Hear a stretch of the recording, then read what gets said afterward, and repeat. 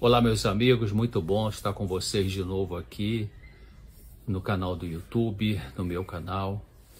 E queria falar um pouco para vocês sobre família, sobre valores morais. A família continua realmente sendo um alicerce, né, importante para a nossa vida e para a construção da sociedade, mesmo com tanta tentativa de destruí-la, né? Então, segundo a filosofia judaico-cristã, a família foi idealizada por Deus, foi criada por Deus, o Deus criador do universo. E segundo o relato bíblico da criação, a criação do universo foi feita por um Deus amoroso, bondoso, que a Bíblia chama de Jeová, que chama de Deus, o Criador. Então, segundo esse relato bíblico, duas instituições permaneceram após a queda de Adão e Eva, porque Deus criou Adão e Eva naquele patamar, no Éden, né? Que era o jardim do paraíso. Éden parece que significa lugar de delícias. Então Deus criou Adão e Eva ali, mas houve aquele problema, né? Da desobediência deles às ordens de Deus, que eram ordens para preservar a vida deles, não eram ordens ditatoriais. Deus nunca coloca uma lei que não seja para benefício da humanidade. Então, depois que houve aquela perda da presença direta com Deus, da entrada na natureza humana dessa coisa tão ruim chamada pecado, né, que é uma característica, são características, são defeitos de caráter que a gente herdou isso, claro, de Adão e Adão e Eva recebeu isso do maligno, né, por ter desobedecido a Deus. Então, depois que houve essa queda, duas instituições continuaram na vida humana, que existiam instituições que haviam sido criadas por Deus e que existiam antes já no paraíso, né? Uma foi realmente o dia de sábado como guarda, né, o sétimo dia da semana. Deus criou o mundo em 6 dias, no sétimo dia ele descansou e abençoou e santificou esse dia. Isso continuou nas gerações seguintes, na história da humanidade. E outra instituição que veio também para fora do paraíso foi o casamento. E só apenas um detalhe, o estudo não é sobre questão de qual dia de guarda, enfim, mas só um detalhe. Muitos líderes religiosos afirmam em suas pregações, em seus textos e livros, que o sábado como dia separado para adoração é para os judeus. Mas olha, o sábado foi criado como dia especial muito antes de ter surgido o povo judeu. Portanto, não faz sentido histórico e teológico dizer que o sétimo dia, o sábado, é coisa de judeus. Mas voltando à questão da família, Deus criou o homem e a mulher e, apesar dos esforços de ideologias e políticas que ousadamente atacam os princípios judaicos, cristãos, bíblicos, né, o Antigo e o Novo, os ensinos do Antigo e do Novo Testamento, essas ideologias que fazem tudo para destruir o conceito divino de casamento entre um homem e uma mulher, ideologias que querem acabar com a constituição da família nesse modelo, a família, resiste a esse bombardeio obsessivo, ideológico e pernicioso. O primeiro relacionamento da criança é com seu pai, com sua mãe, e se não for o primeiro, o filho, se não for o primogênito é com os irmãos. Essa família nuclear que a gente chama, né? Então, a criança necessita dessa estrutura para desenvolver-se fisicamente, emocionalmente, socialmente e também espiritualmente. Diante das situações traumáticas da vida, quando surgem necessidades de apoio, de ajuda financeira, de encorajamento e afeto, nós achamos isso na família. Em momentos agradáveis ou desagradáveis, as famílias podem fornecer carinho, força que a pessoa precisa para seguir adiante na vida. Nem sempre temos um amigo para nos ajudar, mas com uma família forte, podemos encontrar o amor e o apoio que precisamos. Por outro lado, se uma pessoa não receber amor na sua estrutura familiar, ela vai se sentir sozinha, deprimida e sem esperança. A família promove o senso de pertencimento. A gente quer pertencer, né, a um grupo, a uma classe social, a um clube, a uma elite, enfim, o sentido de pertencimento. Eu sou alguém que pertenço a algo, né? A um grupo, enfim, uma família. Então a família fornece isso. Ao crescer na família, a criança sente que ela pertence àquele grupo, onde ela é aceita, amada, orientada e educada. Ela sente ser uma pessoa por pertencer àquele conjunto de membros de uma família. Estudos científicos observaram que as pessoas que crescem numa família com boa união podem ter melhores relacionamentos lá na vida adulta. Em 2016, a revista científica Ciência Psicológica, em inglês, publicou um estudo que analisou os relacionamentos dos homens e observaram que aqueles que cresceram em famílias carinhosas desenvolveram relacionamentos mais fortes do que os homens que não tinham famílias assim e conseguiram, esses que tiveram a família bem estruturada, conseguiram lidar bem com as suas emoções e mantendo uma conexão mais próxima com as suas companheiras, né, sua esposa, no casamento. Muitos estudos científicos têm mostrado a importância do tempo que se passa ou que se gasta em família, especificamente na hora do jantar, né? Porque em geral o pai e a mãe trabalham fora, então quando voltam para casa no final do dia, e aí vão sentar para conversar, para jantar. Então esses estudos revelam que, embora as famílias possam ser saudáveis, mesmo não jantando juntas todas as noites, todo mundo junto todas as noites, né? Existe uma correlação entre esse tempo que tomam refeições a família junta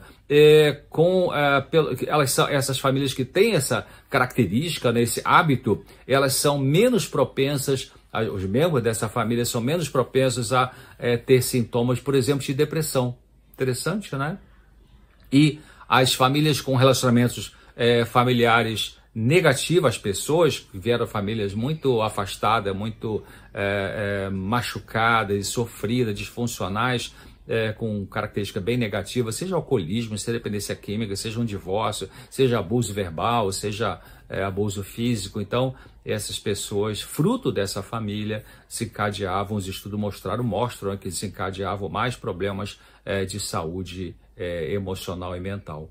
Então, a família é o primeiro lugar onde as crianças aprendem a administrar os seus sentimentos, as suas emoções, aprendem a interagir com os outros, aprendem a se comunicar, né, a se sociabilizar.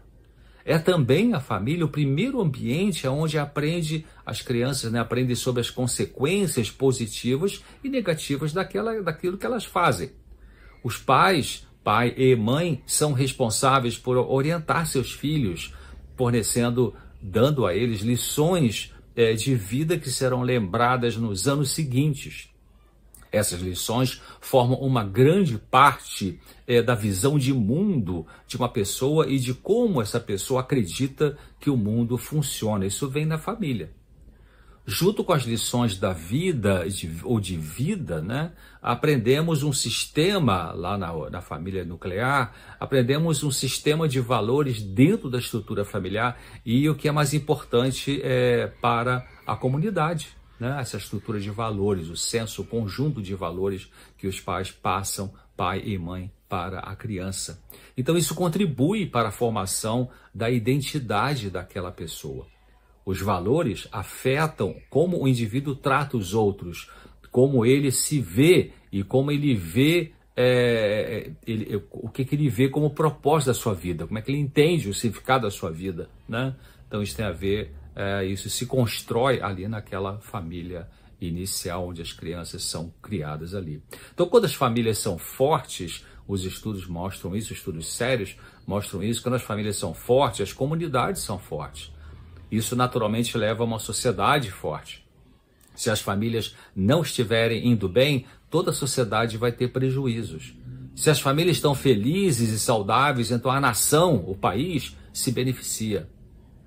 A guerra contra a família no mundo político e ideológico de certos grupos, no fundo, essa guerra faz parte da batalha contra o criador dessa guerra, né? da humanidade. Então, que na verdade, a gente pode pensar que é uma questão política, né, ou sociológica, né, ou só teológica ou psicológica, mas essa batalha que existe contra realmente o conceito de família, com pai, mãe, filhos, dentro da visão cristã, judaico-cristã, a batalha contra isso, na verdade, é contra o Criador, né, porque foi o Criador do universo que fez essa estrutura. Agora você pode pensar, eu falei sobre que na família a gente constrói, né, a gente ajuda as crianças a desenvolverem o conceito de valores morais. Mas o que é valor moral, né? Tem que ver valor moral, os valores morais tem que ver com o bom funcionamento da sociedade. Será que tem mesmo, né? Valores morais é o mesmo que hipocrisia. Tem muita gente que pensa assim, né? Ih, vem falar negócio de moral aqui, para com isso, deixa eu ser livre, me dá liberdade para ser e fazer o que eu quero e tal. E negócio de moralidade é hipocrisia. É hipocrisia. Então, será que os valores morais não fazem mais sentido no século XXI? Uma definição de valores morais diz que eles são princípios que orientam. Eu estou lendo aqui um texto, diz assim, são os princípios que orientam a conduta das pessoas numa sociedade. Valores morais são princípios que orientam a conduta das pessoas numa sociedade. Dizem respeito ao bem em oposição ao mal, ou ao correto em oposição ao errado. Dizemos que certas atitudes são aceitas moralmente porque estão em conformidade com certos princípios, que são chamados então de princípios morais. Essa é uma definição do professor Menezes, professor de filosofia, mestre em ciência da educação. Mas aí vem aquela pergunta, quem que estabelece os padrões morais numa sociedade? Exemplo de valores morais, quais são os exemplos? Por exemplo, né, você tem justiça, altruísmo, né, que é o oposto de egoísmo. Você tem honestidade, que é o oposto de desonestidade e corrupção. Tem liberdade, igualdade, lealdade, coragem, sinceridade, compaixão, integridade, ética no trabalho, cooperação, que é o oposto de competição, né? Humildade, entre outros valores. Mas o que significa então hipocrisia? Hipocrisia é quando a pessoa finge ter crenças, virtudes, ideias e sentimentos que na verdade não possui. E geralmente exigindo que os outros se comportem com uma conduta moral que essa mesma pessoa transgride. Isso é hipocrisia. Mas será que qualquer pessoa que procura defender valores morais é hipócrita? Bom, de onde vem o conceito de boa moral não hipócrita? Qual o fundamento para se classificar o bem e o mal, o certo e o errado? Quem ou o que estabelece tais deveres sobre nós? Não temos como negar, né, que existe o bem e o mal, o certo e o errado. Isso é inegável. Se alguém rouba o celular e você diz, poxa, pai, isso não é justo, você está afirmando a existência de conceito moral, de uma moral subjetiva, né? Não é justo fazer isso. Então, mas quem te diz que não é justo fazer isso, né? Então, isso é um valor moral, né, de justiça. Então, quando aqueles sem terra, né, no governo anterior, no governo passado, invadiam propriedades privadas, né, muitas delas adquiridas realmente com muito suor pelos seus proprietários, e o governo meio que fazia vista grossa e botar panos quentes, enfim, e permitia, de certa forma, talvez passivamente, essas invasões de terras. Aquilo era certo ou era errado? Era de boa ou de má moral? Boa ou má moral? Então, se os valores morais estão fora de moda e não mais fazem sentido em nossa sociedade, então será que o crime compensa? O abuso de crianças, a discriminação racial, a corrupção política, a violência social não são moralmente errados?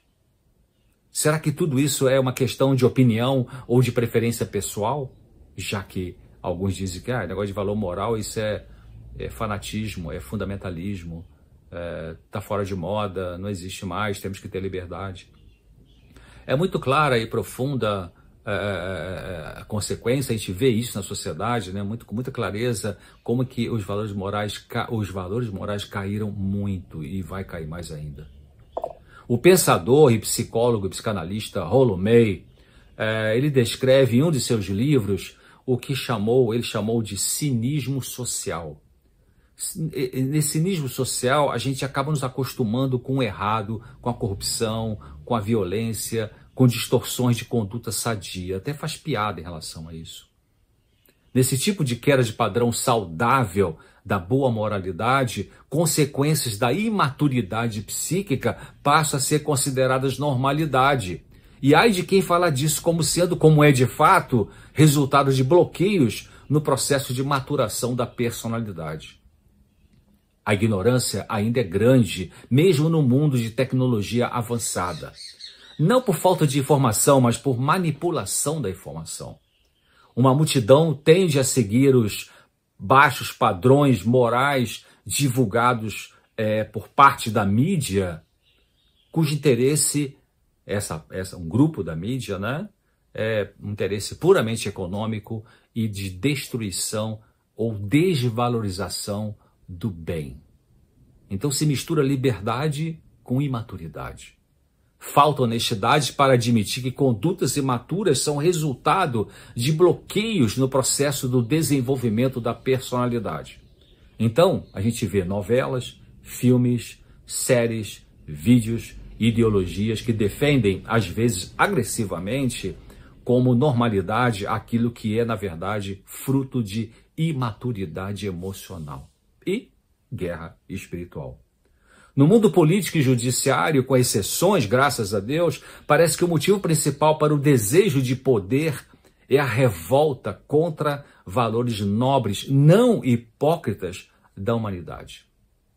Líderes políticos e cheios de conflitos de interesses egocêntricos, sem honesto interesse pelo bem da população, formam alianças e parcerias recheadas de hipocrisia. A ideologia por detrás é de revolta aparentemente contra a injustiça social. Mas por trás dos bastidores do consciente é contra os valores morais. Não vai dar certo. Parece que o mal vence, não é? Mas é só uma aparência. Quando Jesus viveu aqui no planeta Terra, ele foi perseguido, ele foi discriminado, ele sofria com a distorção dos ensinos dele sobre bons conceitos morais que ele vivia e ele pregava. E ao morrer na cruz, pareceu que o mal havia vencido. Mas venceu mesmo? Queridos, pensem bem.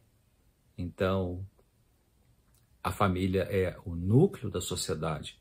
O conceito que Deus, o Criador do Universo, criou e idealizou a família, com pai, com mãe, com os filhos, né? Então vamos preservar isso.